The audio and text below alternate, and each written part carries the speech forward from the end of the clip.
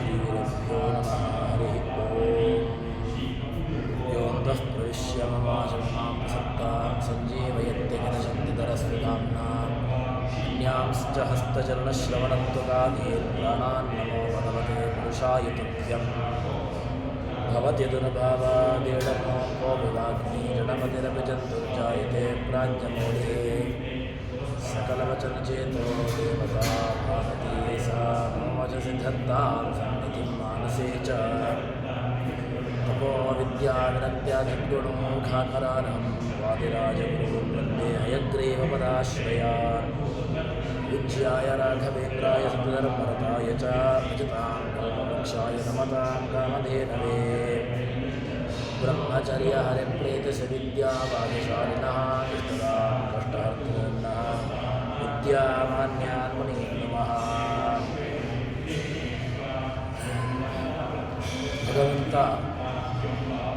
ಭಗವಂತನ ಅಧೀನವಾಗಿರತಕ್ಕಂತಹದ್ದು ಬದುಕು, ಸಾವು, ಮೋಕ್ಷ ಇತ್ಯಾದಿ ಎಲ್ಲವೂ ಕೂಡ ಇದು ಅಧೀನವಾಗಿರತಕ್ಕಂತಹದ್ದು. ನಿಯಾಮಕನಾಗಿ ಭಗವಂತನಿರ್ತಾನೆ ಎಂದು ಹೇಳಿಕೊಂಡು ಹೇಳಿದ ನಂತರ ಪ್ರಾಣದೇವರು ಕೂಡ ಅವರಿಗೂ ಕೂಡ ಈ ಮರಣಾದಿಗಳು ಇಲ್ಲ ಎಂಬುದಾಗಿ ಹೇಳ್ತಾರೆ. ಯಾಕೆ ಅಂತಂದರೆ ಅದಕ್ಕೆ ಬೇಕಾಗಿರತಕ್ಕಂತಹ ಪ್ರಮಾಣವನ್ನು ಐತರೇಯ ಉಪನಿಷತ್ತು ತಿಳಿಸಿಕೊಟ್ಟಿದೆ. ಆ ಮುಖ್ಯ ಪ್ರಾಣದೇವರು ಅರ್ವಾಚ್ಛೇದ್ ವಾಯುರಾನಂದ ರೂಪಿಣ ಅಂತ ಹೇಳಿಕೊಂಡು ನಮಗೆ ಪ್ರಾಣದೇವರ ಮಹತ್ವವನ್ನು, ಪ್ರಾಣದ ಮಹತ್ವವನ್ನು ಉಪನಿಷತ್ತು ತಿಳಿಸಿಕೊಡ್ತದೆ. ಪ್ರಾಣ ಅದು ಅಪಾನನ ಜೊತೆಗೆ ಕೂಡಿಕೊಂಡು ಭಗವಂತನ ಜೊತೆಗೆ ಸೇರಿಕೊಂಡು ಏನು ಮಾಡ್ತದೆ ಅಂತ ಹೇಳಿದರೆ ಶರೀರದಲ್ಲಿ ಪ್ರಾಣಾಪಾನಾದಿಗಳ ಸಂಚಾರ ಆಗ್ತಾ ಇರತಕ್ಕಂತಹದ್ದು. ಪ್ರಾಣ ಅಪಾನಾದಿಗಳು ದೇಹದಲ್ಲಿ ಸರಿಯಾಗಿರತಕ್ಕಂತಹ ರೀತಿಯಲ್ಲಿ ತಾವು ಕೆಲಸವನ್ನು ಮಾಡುತ್ತಾ ಇದ್ದರೆ ಮಾತ್ರ ಆವಾಗ ಅಲ್ಲಿ ದೇಹದಲ್ಲಿ ಎಲ್ಲ ವಿಧವಾಗಿರತಕ್ಕಂತಹ ಕಾರ್ಯಗಳು ಆಗುವಂತಹದ್ದು. ಇಲ್ಲಿ ವಾಯು ಅವನು ನಿಯಂತ್ರಿತನಾಗಿದ್ದಾನೆ. ಯಾರಿಂದ? ಭಗವಂತನಿಂದ ನಿಯಂತ್ರಿಸಲ್ಪಟ್ಟಿದ್ದಾನೆ. ಭಗವಂತನಿಂದ ನಿಯಂತ್ರಿಸಲ್ಪಟ್ಟಿದ್ದಾನೆ. ಅದರಿಂದಾಗಿ ಅವನು ದೇಹಾಭಿಮಾನ ರಹಿತನಾಗಿ ದೇಹದಲ್ಲಿ ಯಾವ ರೀತಿಯಾಗಿರತಕ್ಕಂತಹ ಅಭಿಮಾನವೂ ಇಲ್ಲದೆ ತಾನಿರ್ತಾನೆ. ಹೀಗೆ ವಾಯು ಮತ್ತು ಅವನ ಶರೀರಗಳು ಬೇರೆ ಬೇರೆ ಗಮ್ಯವಾಗಿರತಕ್ಕಂತಹ ಸ್ಥಾನ ಉಳ್ಳವುಗಳು. ವಾಯುದೇವರು ಕೇಶವನ್ನು ಸೇರ್ತಾರೆ. ಶರೀರ ನಾಶ ಹೊಂದಿದ ಮೇಲೆ ಅದು ಪಂಚಭೂತಗಳನ್ನು ಸೇರಿಕೊಳ್ತದೆ. ಜಡವಾದ ಶರೀರ ಜಡದಲ್ಲಿ ಹೋಗಿ ಜಡವೇ ಆಗಿರ್ತದೆ ಅದು. ಇನ್ನು ವಾಯುದೇವರು ಹೋಗಿ ಚೇತನಾಧಿಪತಿಯಾಗಿರ್ತಕ್ಕಂತಹ ಭಗವಂತನಲ್ಲಿ ಹೋಗಿ ಸೇರಿಕೊಳ್ಳುತ್ತಾರೆ. ಹೀಗೆ ವಾಯುದೇವರು ಶರೀರ ಬಿಟ್ಟು ಮೇಲೆ ಹೋಗ್ತಾರೆ. ಶರೀರ ಅದು ಕೆಳಕ್ಕೆ ಬಿದ್ದು ಹೋಗ್ತದೆ. ಈ ಶರೀರ ಕಣ್ಣಿಗೆ ಕಾಣುವಂತಹದ್ದು, ಆದರೆ ಅದರ ಒಳಗಿರತಕ್ಕಂತಹ ವಾಯು ಅದು ನಮ್ಮ ದೃಷ್ಟಿಗೆ ಗೋಚರವಾಗದೇ ಇರತಕ್ಕಂತಹದ್ದು. ಅಂತಹ ಶರೀರ ಅಂತಹ ಪ್ರಾಣದೇವರ ವ್ಯವಸ್ಥೆಯನ್ನು ಹೇಳ್ತಾರೆ. ಹೀಗೆ ವಾಯುದೇವರನ್ನು ಕೂಡ ನಾವು ಭಗವಂತನ ಅಧೀನವಾಗಿ ವಾಯುದೇವರಿರುತ್ತಾರೆ ಎಂಬುದಾಗಿ ತಿಳ್ಕೊಳ್ಳಬೇಕು ಅಂತ ಹೇಳ್ತಾರೆ. ಮತ್ತು ಏವಂ ವೇದಂ ವಾಯುಂ ಅಮೃತಂ ಸರ್ವನಾಯಕಂ ಪೂರ್ಣಾನಂದೇನ ಹರಿಣ ಗೃಹೀತಂ ತದ್ವಿಷಂ ಸದಾ ಸಮುಕ್ತೋ ಲೋಕಮಾಪ್ನೋತಿ ವಿಷ್ಣೋರ್ಮುಕ್ತೈಶ್ಚ ದೃಶ್ಯತೆ ಅಂತ ಹೇಳಿಕೊಂಡು ಪ್ರಮಾಣವನ್ನು ಹೇಳ್ತಾರೆ. ವಾಯು ಅವರು ನಿತ್ಯ, ಅಷ್ಟು ಮಾತ್ರವಲ್ಲದೆ ನಿಯಾಮಕ. ಮತ್ತು ಯಾರಿಂದ ನಿಯಾಮಕ ಅಂತ ಕೇಳಿದರೆ ಭಗವಂತನಿಂದ ನೇಮಿಸಲ್ಪಡುವವರು. ಸದಾ ಕಾಲದಲ್ಲೂ ಕೂಡ ವಾಯುದೇವರು ಭಗವಂತನ ವಶವಾಗಿ ಇರತಕ್ಕಂಥವರು. ಆ ಭಗವದ್ ವಶವಾಗಿರತಕ್ಕಂಥವರು ಎಂಬುದಾಗಿ ಯಾರು ತಿಳ್ಕೊಳ್ತಾರೆ ಅಂಥವರಿಗೆ ವಿಷ್ಣುಲೋಕ ಭಗವದ್ ಲೋಕ ಎಂಬುದು ಪ್ರಾಪ್ತಿಯಾಗ್ತದೆ ಅಂತ ಹೇಳ್ತಾರೆ. ಮತ್ತು ಯಾರಿಗೆ ಕಾಣುವುದು ಭಗವಂತ ಅಂತ ಕೇಳಿದ್ರೆ ಮುಕ್ತರಿಗೆ ಮಾತ್ರ ಕಾಣಲಿಕ್ಕೆ ಸಿಗತಕ್ಕಂಥವನು ಎಂಬುದಾಗಿ ಹೇಳ್ತಾರೆ. ಹೀಗೆ ಆ ಭಗವಂತನ ಅದೇ ರೀತಿಯಾಗಿ ವಾಯುದೇವರ ಮಹತ್ವವನ್ನು ಹೇಳ್ತಾರೆ. ಅದಾದ ಮೇಲೆ ಭಗವಂತ ಏನು ಒಂದೊಂದು ಈ ರೀತಿಯಾಗಿ ಎಲ್ಲ ಅವನ ರೂಪಗಳನ್ನು ಹೇಳಿದ ಮೇಲೆ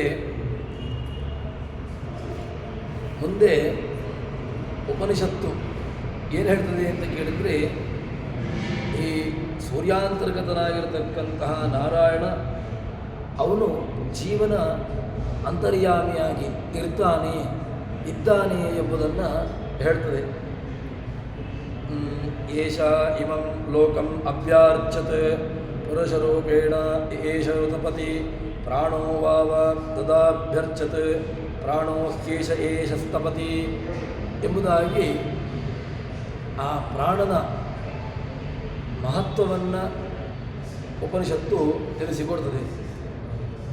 ಏನಾಗಿದ್ದಾನೆ ಅಂತ ಕೇಳಿದ್ರೆ, ಪ್ರಾಣ ಏಷ ಇಮಂ ಲೋಕಂ ಅಭ್ಯಾರ್ಚತ್, ಸೂರ್ಯಮಂಡಲದಲ್ಲಿ ಆ ಭಗವಂತನಿದ್ದಾನೆ, ಮತ್ತು ಜ್ವಲಿಸ್ತಾ ಇರ್ತಾನೆ. ಪೂರ್ಣವಾಗಿ ಒಳ್ಳೆ ತಪನಶೀಲ, ತುಂಬ ಜ್ವಲಿಸ್ತಾ ಇರತಕ್ಕಂಥವನು. ಮತ್ತು ಅಷ್ಟು ಮಾತ್ರವಲ್ಲದೆ ಲಕ್ಷ್ಮೀ ಮುಖ್ಯ ಪ್ರಾಣ ಸಮೇತರಾಗಿ ಅಂತರ್ಯಾಮಿ ರೂಪದಿಂದಾಗಿ ಬ್ರಹ್ಮಾದಿ ಸಕಲ ಜೀವರಾಶಿಗಳ ಶರೀರವನ್ನು ಪ್ರವೇಶ ಮಾಡಿ ಅಲ್ಲಿ ಸೂರ್ಯಮಂಡಲದಲ್ಲಿ ಏಷ ಸ್ತಪತಿ ಪ್ರಾಣೋವಾವ ತದಾಭ್ಯರ್ಚತ್ ಪ್ರಾಣೋ ಹ್ಯೇಷ ಏಷ ಸ್ತಪತಿ, ಅಲ್ಲಿ ಜ್ವಲಿಸತಕ್ಕಂಥವನು, ಸೂರ್ಯಮಂಡಲದಲ್ಲಿದ್ದುಕೊಂಡು ಜ್ವಲಿಸತಕ್ಕಂಥವನು ಯಾರು ಅಂತ ಕೇಳಿದರೆ ಅದು ಭಗವಂತ ಅಂತ ಹೇಳ್ತಾರೆ. ಹೀಗೆ ಭಗವಂತನ ಮಹತ್ವ ಎಲ್ಲಿಯ ತನಕ ಅಂತ ಕೇಳಿದರೆ, ಅವನು ಎಲ್ಲ ಸೂರ್ಯಾದಿ ಸಕಲ ಜೀವರಾಶಿಗಳ ಒಳಗಿದ್ದುಕೊಂಡು ಅವರ ಒಳಗೆ ತಾನು ನಿಯಾಮಕನಾಗಿದ್ದುಕೊಂಡು ಅದರಲ್ಲಿ ತನ್ನ ಶಕ್ತಿಯನ್ನು ಇರಿಸಿ ತನ್ಮೂಲಕವಾಗಿ ಅವರು ಬೆಳಗುವಂತೆ, ಅವರು ಜ್ವಲಿಸತಕ್ಕಂತೆ ಮಾಡತಕ್ಕಂತಹ ಸಾಮರ್ಥ್ಯ ಭಗವಂತನದ್ದು ಎಂಬುದಾಗಿ ಹೇಳುತ್ತಾರೆ.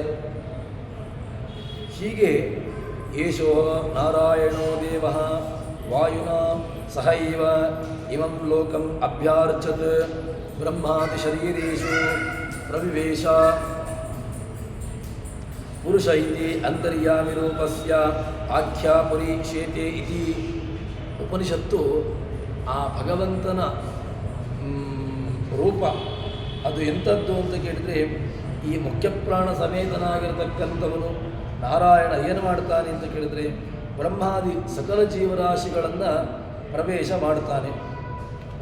ಮಾಡಿ ಏನು ಮಾಡ್ತಾನೆ ಅಂತ ಕೇಳಿದರೆ, ಪುರೀಶೇತೆ, ಪುರುಷ ಶಬ್ದಕ್ಕೆ ಅರ್ಥವನ್ನು ಹೇಳ್ತಾರೆ. ಏನು ಅಂತ ಕೇಳಿದರೆ, ಅಸ್ಮಿನ್ ಪುರೀಶೇತೆ ಐತಿ, ಈ ಶರೀರದಲ್ಲಿ ಚೆನ್ನಾಗಿ ಇರತಕ್ಕಂಥವನು ಅಂತ, ಅದು ಪುರುಷ. ಈ ಶರೀರದಲ್ಲಿ ಇರತಕ್ಕಂಥವನು, ಆದ್ದರಿಂದಾಗಿ ಅವನನ್ನು ಪುರುಷ ಅಂತ ಕರೀತಾರೆ. ಹೀಗೆ ಆ ಪುರುಷ ಎಂಬಂತಹ ಶಬ್ದ ಅಂತರ್ಯಾಮಿ ರೂಪ, ಒಳಗಿರತಕ್ಕಂತಹ ರೂಪ ಅಂತ ಅದಕ್ಕೆ ಹೆಸರು. ಹೀಗೆ ಆ ಪುರುಷ ಶಬ್ದವನ್ನು ಪ್ರಸಿದ್ಧವಾಗಿ ಅಂತರ್ಯಾಮಿ ಎಂಬಂತಹ ಅರ್ಥದಲ್ಲಿ ಬಳಸ್ತಾರೆ. ಇನ್ನು ಸೂರ್ಯಮಂಡಲದಲ್ಲಿದ್ದುಕೊಂಡು ಜ್ವಲಿಸತಕ್ಕಂಥವನು, ಸೂರ್ಯಮಂಡಲದಲ್ಲಿ ಇದ್ದುಕೊಂಡು ಆ ಸೂರ್ಯನಿಗೆ ಜ್ವಲಿಸತಕ್ಕಂತಹ ಸಾಮರ್ಥ್ಯವನ್ನು ಕೊಟ್ಟಿರತಕ್ಕಂಥವನು ಯಾರು ಅಂತ ಕೇಳಿದರೆ ಅದು ಭಗವಂತ. ಹೀಗೆ ಆ ಸೂರ್ಯಮಂಡಲದಲ್ಲಿ ಜ್ವಲಿಸಿಕೊಂಡು ಆದಿತ್ಯನೊಳಗಿದ್ದು ಆದಿತ್ಯನಿಗಿಂತ ಬೇರೆಯಾಗಿದ್ದುಕೊಂಡು ಯಾರನ್ನು ಆ ಸೂರ್ಯನೇ ಪೂರ್ಣವಾಗಿ ತೊಳ್ಕೊಳ್ಳಿಲ್ವೋ ಎಂಬುದಾಗಿ ಉಪನಿಷತ್ತು ಹೇಳ್ತದೆ. ಸೂರ್ಯ ಜ್ವಲಿಸ್ತಾ ಇದ್ದಾನೆ, ಆದರೆ ಸೂರ್ಯನಿಗೆ ಜ್ವಲಿಸತಕ್ಕಂತಹ ಸಾಮರ್ಥ್ಯವನ್ನು ಕೊಟ್ಟು ಅವನಿಗಿಂತ ಪ್ರತ್ಯೇಕವಾಗಿ ಆ ನಿಯಾಮಕ ಶಕ್ತಿ ಯಾರು ಅಂತ ಕೇಳಿದರೆ ಅದು ಭಗವಂತ. ಹೀಗೆ ಯಮಾದಿತ್ಯೋ ನ ವೇದ, ಅದಕ್ಕೆ ಪ್ರಮಾಣವನ್ನು ಹೇಳ್ತಾರೆ. ವೃತ್ರಂ ಯದಿಂದ್ರ ತಮಸಾ ವಧೀರಹಿತಂ ಆದಿತ್ಸೂರ್ಯಂ ದಿವ್ಯಾರೋಹೇ ದೃಶೇ ಅಂತ ಹೇಳಿಕೊಂಡು ಆ ಪ್ರಮಾಣವನ್ನು ಕೊಡ್ತಾರೆ.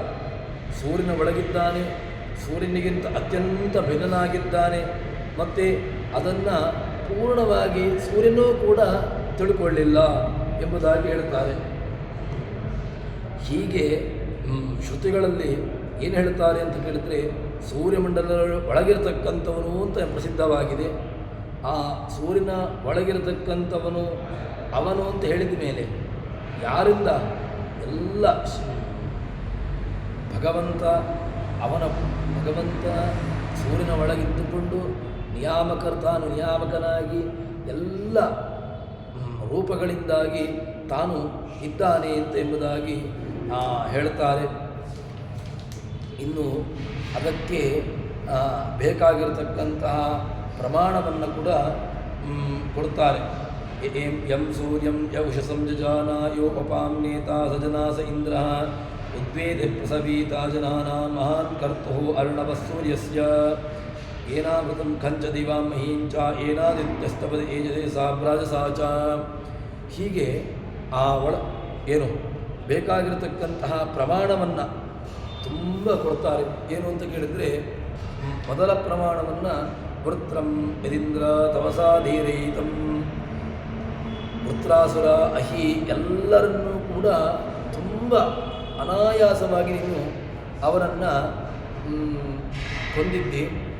ಮತ್ತು ಆ ಜೀವಿಗಳಿಗೆ ಆ ಜ್ಞಾನದ ಲಾಭಕ್ಕೋಸ್ಕರವಾಗಿ ಸೂರ್ಯನನ್ನು ಅಂತರಿಕ್ಷದಲ್ಲಿಟ್ಟಿದ್ದಿ. ಸೂರ್ಯ ಅಂತರಿಕ್ಷದಲ್ಲಿ ಯಾಕಿದ್ದಾನೆ ಅಂತ ಹೇಳಿದರೆ ಎಲ್ಲ ರೀತಿಯಾಗಿರ್ತಕ್ಕಂತಹ ಜೀವರಾಶಿಗಳ ಜ್ಞಾನ ಬರಬೇಕು ಅಂತಾದರೆ, ಹೊರಗಿನ ಲೌಕಿಕ ಪ್ರಪಂಚದ ಜ್ಞಾನ ಬರಬೇಕು ಅಂತಾದರೆ ಸೂರ್ಯ ಬೇಕೇ ಬೇಕು. ಆ ಸೂರ್ಯನನ್ನು ಎಲ್ಲಿಟ್ಟಿದ್ದಾನೆ ಅಂತ ಹೇಳಿದರೆ ಸೂರ್ಯನನ್ನು ಮೇಲಕ್ಕಿರಿಸಿಕೊಂಡು ಅವನ ಮೂಲಕವಾಗಿ ಜಗತ್ತಿಗೆ ಜ್ಞಾನವನ್ನು ಕೊಡುವಂತೆ ನೀನು, ಜ್ಞಾನ ಬರುವಂತೆ ನೀನು ಮಾಡ್ತಾ ಇದ್ದೀಯಾ ಅಂತೆಂಬುದಾಗಿ ಒಂದು ಪ್ರಮಾಣವನ್ನು ಹೇಳ್ತಾರೆ. ಅದಾದ ಮೇಲೆ ಮುಂದೆ ಯತ್ ಸೂರ್ಯಸ್ಯ ಹರಿತ ಪತಂತೀ ಪುರಸ್ಸತೀರು ಪರ ಏಷಸಿ ಏತಸೇಕಃ ಸೀದನ್ ಇಂದ್ರಸಟರೆ ಕನಿಕೃದನ್ ರಭಿರ್ಯತಃ ಸೂರ್ಯಮಾರೋಹಯೋ ದಿವಿ. ಹೀಗೆ ಇನ್ನು ಎರಡನೆಯ ಪ್ರಮಾಣವನ್ನು ಕೊಡ್ತಾರೆ. ಎಲ್ಲ ದಿಕ್ಕು ವಿದಿಕ್ಕುಗಳಲ್ಲಿ ಮತ್ತು ಮುಂಭಾಗದಲ್ಲಿ ಮೇಲ್ಭಾಗದಲ್ಲಿ ಆ ಸೂರ್ಯನ ಕಿರಣ ಪಸರಿಸ್ತಾ ಉಂಟು. ಸೂರ್ಯನ ಕಿರಣ ಪೂರ್ತಿ ದಿಕ್ಕುಗಳಲ್ಲಿ ಅದು ಹೇಗೆ ಪಸರಿಸ್ತಾ ಉಂಟೋ ಅದು ಸೂರ್ಯನ ಕಿರಣಗಳನ್ನು ಜೀವಿಗೆ, ಯಾರು ಜೀವರಾಶಿಗಳಿದ್ದಾರೆ ಅವರಿಗೆ ಜ್ಞಾನಕ್ಕೆ ಬೇಕಾಗಿರತಕ್ಕಂತಹ ಒಂದು ಕಾರಣ. ಜೀವಿಗಳಿಗೆ ಜ್ಞಾನ ಬರಬೇಕು ಅಂತಾದರೆ ಸೂರ್ಯನ ಪ್ರಕಾಶ ಎಂಬುದು ಅತ್ಯವಶ್ಯಕ ಎಂಬುದನ್ನು ತಿಳಿಸಿಕೊಡ್ತಾರೆ. ಇನ್ನು ತುಂಬ ಪ್ರಮಾಣಗಳನ್ನು ಕೂಡ ಕೊಡ್ತಾರೆ. ಏನು ಅಂತ ಕೇಳಿದರೆ ಯವಂತಃ ಸಮುದ್ರೇ ಕವಯೋ ವಯಂತಿ ಇದಕ್ಷರೇ ಪರಮೇ ಪ್ರಜಾ ತಮೇತಾ ಪಂಚದೇವತಾ ಪರಿಮ್ರಿಯಂತೆ ವಿದ್ಯುತ್ ದೃಷ್ಟಿಶ್ಚಂದ್ರಮ ಆದಿತ್ಯೋಗ್ನಿ ಅಂತ ಹೇಳಿಕೊಂಡು ಆ ಪ್ರಮಾಣವನ್ನು ಕೊಡುತ್ತಾರೆ. ಏನು ಸೂರ್ಯ ತನ್ನ ಆಕಾಶದಲ್ಲಿ ಸಂಚಾರವನ್ನು ಮಾಡುವಂತಹದ್ದು, ತನ್ನ ಪ್ರಕಾಶದಿಂದಾಗಿ ಜೀವಿಗಳಿಗೆ ಜ್ಞಾನ ಮತ್ತು ಕರ್ಮಾಚರಣೆಯ ಸಾಮರ್ಥ್ಯವನ್ನು ಲಭಿಸುವಂತೆ ಮಾಡುವಂತಹದ್ದು. ಅಷ್ಟು ಮಾತ್ರವಲ್ಲದೆ ಜಗತ್ತಿಗೆ ಬೆಳಕು, ಶಾಖ ಇತ್ಯಾದಿಗಳನ್ನು ನೀಡುವಂತಹದ್ದು. ಕೊನೆಗೆ ಎಲ್ಲ ಪರಿಮ್ರಿಯಂತೆ ದೇವತೆಗಳು ಅಷ್ಟು ಮಾತ್ರವಲ್ಲದೆ ಎಲ್ಲ ಜೀವರಾಶಿಗಳು ಈ ಜೀವನವನ್ನು ಕೊನೆಗೊಳಿಸುವಂತಹದ್ದು ಕೂಡ ಅದು ಭಗವದ್ಗೀನ ಎಂಬುದಾಗಿ ಹೇಳ್ತಾರೆ. ಹೀಗೆ ಸಕಲ ವಿಷಯಗಳಲ್ಲಿಯೂ ಕೂಡ ಸೂರ್ಯನಿಗೆ ಪರಾಧೀನತ್ವವನ್ನೇ ಹೇಳಿದ್ದಾರೆ. ಅದೇ ರೀತಿಯಾಗಿ ಆ ಪರಾಧೀನವಾಗಿರತಕ್ಕಂಥವನು ಯಾರ ಅಧೀನ ಆಗಿದ್ದಾನೆ ಅಂತ ಕೇಳಿದರೆ ಈ ಭಗವಂತನ ಅಧೀನವಾಗಿ ಸೂರ್ಯ ಚಂದ್ರಾದಿಗಳು ದೇವತೆಗಳು ಎಲ್ಲರೂ ಕೂಡ ಅಲ್ಲಿ ಇರ್ತಾರೆ ಎಂಬುದಾಗಿ ಅದಕ್ಕೆ ಪ್ರಮಾಣವನ್ನು ಕೂಡ ಕೊಡುತ್ತಾರೆ. ಅದಾದ ಮೇಲೆ ಆ ಭಗವಂತನ ಏನು ಸೂರ್ಯನ ಅಂತರ್ಗತವಾಗಿರತಕ್ಕಂತಹ ರೂಪ, ಆ ಸೂರ್ಯಾಂತರ್ಗತವಾಗಿರತಕ್ಕಂತಹ ರೂಪದ ಚಿಂತನೆಯನ್ನು ಕೂಡ ಒಂದು ಪುರಾಣದ ಮಾತಿನ ಮೂಲಕವಾಗಿ ಕೊಡುತ್ತಾರೆ. ತೇಸ್ದಾ ಸವಿತೃಂಡಲವದ್ಯವರ್ತಿ ನಾರಾಯಣ ಸರದಿಜಾನಿವಿಷ್ಟ ಕೇಯೂರವಾನ್ ಮಕರಂಡಲವಾನ್ ಕಿರೀಟಿ ಹರಿಹಿರಣ್ಮಯೋಪೋ ಧೃತಶಂಖಚಕ್ರ ಅಂತ ಹೇಳಿಕೊಂಡು ನರಸಿಂಹ ಪುರಾಣದ ಮಾತನ್ನು ಆ ಸೂರ್ಯಾಂತರ್ಗತನಾಗಿರತಕ್ಕಂತಹ ಭಗವಂತನ ರೂಪವನ್ನು ಹೇಳ್ತಾರೆ. ಹೀಗೆ ಇನ್ನು ಕೃಷ್ಣನ ಮಾತನ್ನು ಒಂದು ಪ್ರಮಾಣವನ್ನಾಗಿ ಕೊಡ್ತಾರೆ. ಸೂರ್ಯನಲ್ಲಿರತಕ್ಕಂತಹ ತೇಜಸ್ಸು, ಸೂರ್ಯನಲ್ಲಿರತಕ್ಕಂತಹ ಏನೆಲ್ಲ ಶಾಖಾದಿಗಳು ಅಥವಾ ಅವನಲ್ಲಿರತಕ್ಕಂತಹ ಏನು ವ್ಯವಸ್ಥೆಗಳಿದೆ ಅದೆಲ್ಲವೂ ಕೂಡ ಇದು ಆದಿತ್ಯಗತಂ ತೇಜೋ ಜಗದ್ಭಾಸಯತೆ ಕಿಲಂ ಯಚ್ಚಂದ್ರಮಸಿ ಹೆಚ್ಚಾಗ್ನೋ ತತ್ತೇಜೋ ವಿದ್ಯಮಾಮಕಂ ಅಂತ ಹೇಳಿಕೊಂಡು ಸೂರ್ಯನ ಚಂದ್ರನ ಚಂದ್ರನಲ್ಲಿರತಕ್ಕಂತಹ ಏನೆಲ್ಲ ಆ ತೇಜಸ್ಸುಗಳಿದೆಯೋ ಅದೆಲ್ಲವೂ ಕೂಡ ಭಗವದ್ ಅಧೀನವಾಗಿರತಕ್ಕಂತಹದ್ದು ಹೊರತು ಭಗವಂತನನ್ನು ಬಿಟ್ಟು ಸ್ವತಂತ್ರವಾಗಿ ಇರತಕ್ಕಂತಹದ್ದಲ್ಲ ಎಂಬುದಾಗಿ ಅದನ್ನು ಪ್ರಮಾಣಪೂರ್ವಕವಾಗಿ ತಿಳಿಸಿಕೊಡುತ್ತಾರೆ. ಇನ್ನು ಅದಾದ ಮೇಲೆ ನಚ ವಿಷ್ಣೋರನ್ಯಾಧೀನತ್ವಂ ಶ್ರುತಿಸೂಕ್ತಂ, ಭಗವಂತನಿಗೆ ಯಾರ ಅಧೀನವಾಗಿಯೂ ಕೂಡ ಭಗವಂತನಿಲ್ಲ. ಭಗವಂತ ಅವನು ಪೂರ್ತಿ ಸ್ವತಂತ್ರ. ಅವನನ್ನು ಭಗವಂತ ಹುಟ್ಟಿದ ಅಂತ ಹೇಳಿದರೆ ಅದಕ್ಕೆ ಏನು ಅರ್ಥವನ್ನು ಬಳಸಬೇಕು ಅಂತ ಹೇಳಿದರೆ ತಾನು ಆ ಪರಾಧೀನತ್ವವನ್ನು ಇಲ್ಲಿಯೂ ಕೂಡ ಹೇಳಿಲ್ಲ ಶ್ರುತಿಗಳಲ್ಲಿ. ಮತ್ತು ಅವನ ಉತ್ಪತ್ತಿಯಾದಿಗಳನ್ನು ಯಾವ ರೀತಿಯಾಗಿ ಅರ್ಥೈಸಿಕೊಳ್ಳಬೇಕು ಅಂತ ಕೇಳಿದ್ರೆ ಕೃಷ್ಣಾದ್ಯವತಾರಗಳಲ್ಲಿ ಅವನು ಹುಟ್ಟಿದ ಅಂತ ಹೇಳಿದರೆ ಕೇವಲ ಅದೊಂದು ಏನು ಪ್ರಾದುರ್ಭಾವ. ಅವನು ಭಕ್ತರ ಇಚ್ಛೆಗೋಸ್ಕರವಾಗಿ ತಾನು ಅವತಾರವನ್ನು ಮಾಡ್ತಾನೆ ಎಂಬುದಾಗಿ ಅರ್ಥವನ್ನು ಮಾಡಬೇಕು. ಹೀಗೆ ಆ ಕೃಷ್ಣಾದಿ ಅವತಾರಗಳಲ್ಲಿ ಉತ್ಪತ್ತಿಯನ್ನು ಹೇಳಿದ್ದಾರೆ. ಅದು ಹೇಳಿದರೂ ಕೂಡ ಅದು ಸ್ವೇಚ್ಛೆಯಿಂದಾಗಿ ಹೇಳಿರತಕ್ಕಂತಹದ್ದಲ್ಲ. ಮತ್ತು ಅದು ಏನಿದ್ರೂ ಕೂಡ ಭಗವಂತನ ಆ ಭಕ್ತರ ಕಣ್ಣಿಗೆ ಅವನು ಗೋಚರಿಸ್ತಾನೆ ಎಂಬಂತಹ ದೃಷ್ಟಿಯಿಂದಾಗಿ ಅಲ್ಲಿ ಪ್ರಯೋಗವನ್ನು ಮಾಡಿರತಕ್ಕಂತಹದ್ದು. ಹೀಗೆ ಆ ಮೂಲ ರೂಪದಲ್ಲಿ ಉತ್ಪತ್ತಿಯನ್ನು ಹೇಳಲಿಕ್ಕೆ ಸಾಧ್ಯ ಇಲ್ಲ. ಯಾಕೆ ಏಕೋ ನಾರಾಯಣ ಆಸೀತ್ ಅಂತ ಹೇಳಿಕೊಂಡು ಆ ಪ್ರಮಾಣವನ್ನು ಕೂಡ ಹೇಳ್ತಾರೆ. ಈ ಮಹಾಪ್ರಳಯ ಕಾಲದಲ್ಲಿ ಅವನೊಬ್ಬನೇ ಇದ್ದ ಅಂತ ಹೇಳಿಕೊಂಡು ಆ ಉತ್ತರವನ್ನು ಅಲ್ಲಿ ಅವನೊಬ್ಬನಿಗೇ ಅಸ್ತಿತ್ವವನ್ನು ಹೇಳಿರತಕ್ಕಂತಹದ್ದು. ಹೀಗೆ ಇನ್ನು ಅಹಂ ಯಂ ಕಾಮಯೇತಂತಂ ಉಗ್ರಂ ಕೃಣೋಮಿ ತಂ ಬ್ರಹ್ಮಾಣಂ ತಂ ಋಷಿಂ ತಂ ಸುಮೇಧಾ. ಇನ್ನು ತಾನು ಯಾರನ್ನು ರುದ್ರ ಪದವಿಗೆ ಏರಿಸಬೇಕು ಅಂತ ಉಂಟೋ ಅಥವಾ ಬ್ರಹ್ಮ ಪದವಿಗೆ ಏರಿಸಬೇಕು ಅಂತಿದೆಯೋ ಅವರನ್ನು ತಂ ಉಗ್ರಂ ಕೃಣೋಮಿ ತಂ ಋಷಿಂ ತಂ ಸುಮೇಧಾ, ಅವನನ್ನು ಋಷಿಯನ್ನಾಗಿ ಅವನನ್ನು ಮೇಧಾವಿಯನ್ನಾಗಿ ಮಾಡಲಿಕ್ಕೆ ನನಗೆ ಯಾರನ್ನು ಬಯಸ್ತೇನೆಯೋ ಅಂಥವರನ್ನು ಆ ರೀತಿಯಾಗಿರತಕ್ಕಂತಹ ಸಾಮರ್ಥ್ಯವುಳ್ಳವನು ನಾನು ಎಂಬುದಾಗಿ ಆ ಅವರವರ ಪದವಿಯನ್ನು ಕೊಡತಕ್ಕಂತಹದ್ದು ಕೂಡ ತನಗೆ ಅಧೀನವಾಗಿರತಕ್ಕಂತಹದ್ದು ಎಂಬುದಾಗಿ ಪ್ರಮಾಣವನ್ನು ಹೇಳ್ತಾರೆ.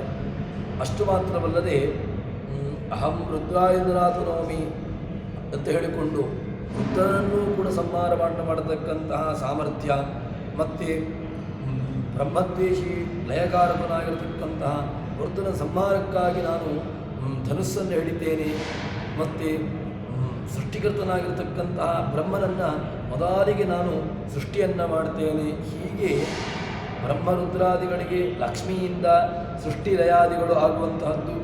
ಅಷ್ಟು ಮಾತ್ರವಲ್ಲದೆ ಭಗವಂತ ಕ್ರೀಡಾದಿ ಗುಣವಿಶಿಷ್ಟನಾಗಿರತಕ್ಕಂತಹ ಭಗವಂತನನ್ನು ಆರಾಧನೆ ಮಾಡಿದ್ರಿಂದಾಗಿ ಅಹಂಕಾರತ್ವಾಭಿಮಾನಿಯಾಗಿರ್ತಕ್ಕಂತಹ ರುದ್ರದೇವರು ರುದ್ರ ಪದವಿಯನ್ನು ಪಡೆದಿರತಕ್ಕಂತಹದ್ದು.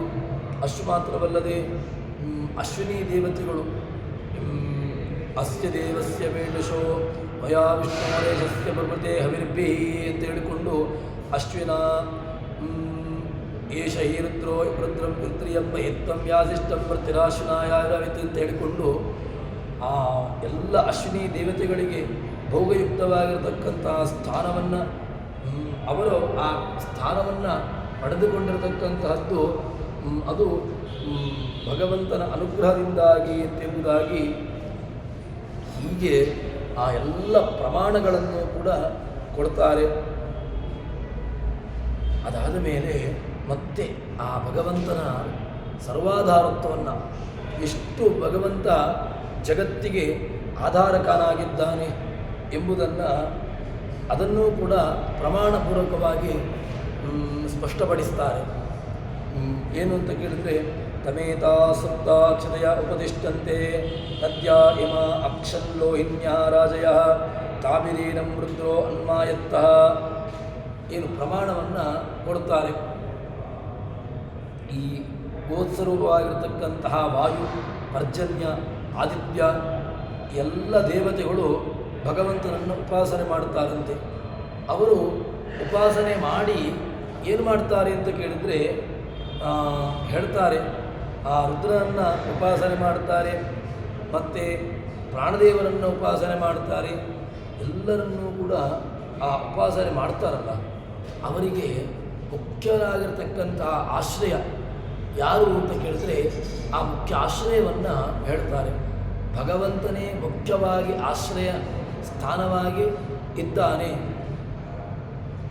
ಎಂಬುದನ್ನು ಹೇಳ್ತಾರೆ. ಮತ್ತು ಪ್ರಾಣನ ಆಶ್ರಯ, ಪ್ರಾಣಶಬ್ದನಾಗಿರತಕ್ಕಂಥ ಅವನಿಗೂ ಕೂಡ ಭಗವಂತ ಪರಮಾಶ್ರಯ ಎಂಬುದಾಗಿ ಇಲ್ಲಿ ಉತ್ತರವನ್ನು ಕೊಡ್ತಾರೆ. ಇನ್ನು ಅದಾದ ಮೇಲೆ ಮುಂದೆ ಆ ದೇವತಾ ಕಕ್ಷೆಯನ್ನು, ಚೇತನರ ತಾರತಮ್ಯವನ್ನು ಹೇಳ್ತಾರೆ. ಕ್ಷಿತಿಪ ಮನುಷ್ಯ ಗಂಧರ್ವ ವೇದಾಶ್ಚ ಪಿತರಶ್ಚಿರ ಆಜಾನಜ ಕರ್ಮದೇವ ತಾತ್ವಿಕಾ ದಕ್ಷೇವ ಚ ಶಕ್ರಶ್ಚ ಉಮಾ ಶುದ್ರಶ್ಚ ಭಾರತಿ ವಾಯುರೇವ ಚ ಅಂತ ಹೇಳಿಕೊಂಡು ದೇವತಾ ತಾರತಮ್ಯವನ್ನು ಇಲ್ಲಿ ಕೊಡ್ತಾ ಬರ್ತಾರೆ.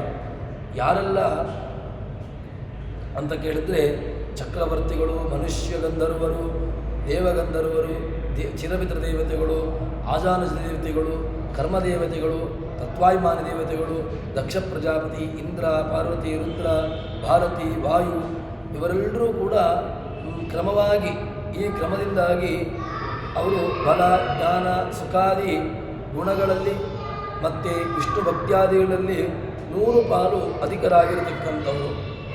ಅದಾದ ಮೇಲೆ ವಾಯುವಿಗಿಂತ ರಮಾದೇವಿ ಅವಳು 1 ಕೋಟಿ ಪಾಲು, ಇನ್ನು ಲಕ್ಷ್ಮೀದೇವಿಗಿಂತ ಭಗವಂತ ಅನಂತ ಮತ್ತು ನಿತ್ಯಮುಕ್ತ ಸ್ವತಂತ್ರ, ಅವನಿಗೆ ಸಮಾನನಾಗಿರ್ತಕ್ಕಂತಹ ಇನ್ನೊಬ್ಬ ದೇವತೆಯಿಂದ ಮತ್ತೊಬ್ಬ ಇಲ್ಲ. ಉಳಿದಂತಹ ಎಲ್ಲ ಮುಕ್ತರು ದೇವತೆಗಳು ಎಲ್ಲರೂ ಕೂಡ ಅವನ ಅಧೀನವಾಗಿರ್ತಕ್ಕಂಥವರು. ರಮಾದೇವಿಯೂ ಕೂಡ ಭಗವಂತನ ಅಧೀನವಾಗಿ ಅವಳು ಇರತಕ್ಕಂಥವಳು. ಮತ್ತು ಭಗವಂತ ಯಾರ ಅಧೀನವಾಗಿಯೂ ಕೂಡ ಅವನಿರೋದಿಲ್ಲ. ಶೇಷ, ರುದ್ರ, ಗರುಡ ಇವರೆಲ್ಲರೂ ಕೂಡ ಸಮಾನವಾಗಿರ್ತಕ್ಕಂತಹ ಕಕ್ಷೆಯಲ್ಲಿ ಬರತಕ್ಕಂಥವರು. ಹೀಗೆ ಅವರು ಹಿಂದೆ ಹೇಳಿರ್ತಕ್ಕಂತಹ ಕ್ರಮದಿಂದಾಗಿ ಮುಂದಿನವರು ಅವರ ಪರಸ್ಪರವಾಗಿ ಅವರು ಪ್ರತಿಬಿಂಬ ಸ್ಥಾನವಾಗಿ ಪ್ರತಿಬಿಂಬ ಸ್ಥಾನೀಯದಲ್ಲಿ ಇರತಕ್ಕಂಥವರು ಎಂಬುದಾಗಿ ಇಲ್ಲಿ ಅದಕ್ಕೆ ಉತ್ತರವನ್ನು ಕಾಮ ಶಕ್ರಧಮೋ ನಿತ್ಯಂ ಪ್ರತಿಬಿಂಬಾಶ್ಚತೆ ಕ್ರಮಾತ್. ಉತ್ತಮೋತ್ತಮ ದೇವತೆಗಳು ತಮಗಿಂತ ಕೆಳಗಿನ ದೇವತೆಗಳಿಗೆ ಅವರು ಪ್ರತಿಬಿಂಬ ಸ್ಥಾನೀಯರಾಗಿ ಇರತಕ್ಕಂಥವರು ಎಂಬುದಾಗಿ ಈ ಬಿಂಬ ಪ್ರತಿಬಿಂಬ ಸ್ಥಾನವನ್ನು ಕೂಡ ಬಿಂಬ ಪ್ರತಿಬಿಂಬ ಭಾವವನ್ನು ಕೂಡ ಇಲ್ಲಿ ಪ್ರತಿಪಾದನೆ ಮಾಡುತ್ತಾರೆ. ಅದಾದ ಮೇಲೆ ತಂ ಶತಂ ವರ್ಷಾಣ್ಯಭ್ಯಾರ್ಚತ್ ತಸ್ಮಾತ್ ಶತಂ ವರ್ಷಾಣಿ ಪುರುಷಾಯುಷೋ ಭವಂತಿ ತಂ ಯಚ್ಛತಂ ವರ್ಷಾಣ್ಯಭ್ಯಾರ್ಚತ್ ತಸ್ಮಾತ್ ಶತರ್ಚಿನಃ ಅರ್ಚಿತಃ ಅರ್ಚಿನ ಇತ್ಯಾಚಕ್ಷತೆ ಏತಮೇವ ಸಂತಂ ಅಂತ ಹೇಳಿಕೊಂಡು ಆ ಪ್ರಮಾಣವನ್ನು ಕೊಡ್ತಾರೆ. ಭಗವಂತ ಏನು ಮಾಡ್ತಾನೆ ಅಂತ ಕೇಳಿದ್ರೆ, ಬ್ರಹ್ಮಾದಿ ಜೀವರ ಶರೀರದಲ್ಲಿ ತಾನು ಪ್ರವೇಶವನ್ನು ಮಾಡ್ತಾನೆ. ಪ್ರವೇಶ ಮಾಡಿ 100 ವರ್ಷಗಳ ಕಾಲ ಅಲ್ಲಿರ್ತಾನೆ. ಆ 100 ವರ್ಷಗಳ ಕಾಲ ಅಲ್ಲಿದ್ದುಕೊಂಡು ಅದು ಏನು ಬ್ರಹ್ಮನ ಆಯುಷ್ಯ ಅಂತ ಹೇಳಿದರೆ ಅದು 100 ವರ್ಷ. ಆ 100 ವರ್ಷಗಳ ಕಾಲ ಬ್ರಹ್ಮಾದಿ ಜೀವನ ಶರೀರವನ್ನು ಪ್ರವೇಶಿಸಿ ತಾನು ಶತರ್ಚಿ ಅಂತ ನೆನೆಸಿಕೊಳ್ತಾನೆ.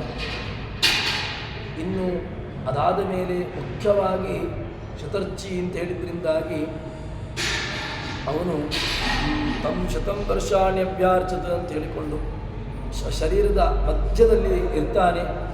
ಇದ್ದುಕೊಂಡು ಇಡೀ ಎಲ್ಲರನ್ನೂ ಕೂಡ ಧಾರಣೆ ಮಾಡಿದ್ದಾನೆ. ಧಾರಣೆ ಮಾಡಿ ಏನು ಮಾಡ್ತಾನೆ ಅಂತ ಕೇಳಿದರೆ ಮಧ್ಯಮ ಎಲ್ಲರನ್ನೂ ಕೂಡ ಧಾರಣೆ ಮಾಡಿರತಕ್ಕಂಥವನವನು ಅಂತ ಹೇಳ್ತಾರೆ. ಹೀಗೆ ಏಷ ಇವನ್ ಲೋಕಂ ಅಭ್ಯಾರ್ಚತ್, ಅವನು ಎಲ್ಲವನ್ನೂ ಕೂಡ ಧಾರಣೆ ಮಾಡಿದ್ರಿಂದಾಗಿ ಅದನ್ನು ಮಧ್ಯಮ ಅಂತ ಕರೀತಾರೆ. ಈ ಮಧ್ಯಮ ಅಂತ ರೂಪದಿಂದಾಗಿ ಅವನ ರೂಪಗಳನ್ನು ಕರೀತಾರೆ ಅಂತ ಹೇಳಿಕೊಂಡು ಹೀಗೆ ಆ ಭಗವಂತನ ಮಹತ್ವವನ್ನು ಇಡೀ ಜಗತ್ತಿನ ಧಾರಕತ್ವವನ್ನು ಅಲ್ಲಿ ಸಮನ್ವಯ ಮಾಡ್ತಾರೆ. ಇನ್ನು ಆ ಮುಂದಿನ ಭಾಗವನ್ನು ಮುಂದಕ್ಕೆ ಸೇರಿದಾಗ ನೋಡೋಣ ಅಂತ ಹೇಳುವಲ್ಲಿ ಹರಿಪ್ರಿಯತಾ ಶ್ರೀಕೃಷ್ಣಾರ್ಪಿತಮಸ್ತು. ಸರ್ವದ ಸಂಪೂರ್ಣ ಸರ್ವದೋಷ ವಿರ್ಜಿತ ಗೀತಾಮೃತೆ ಬಾಲ ಪುಷ್ಟರಮೇ ಪರಮಸ್ತು.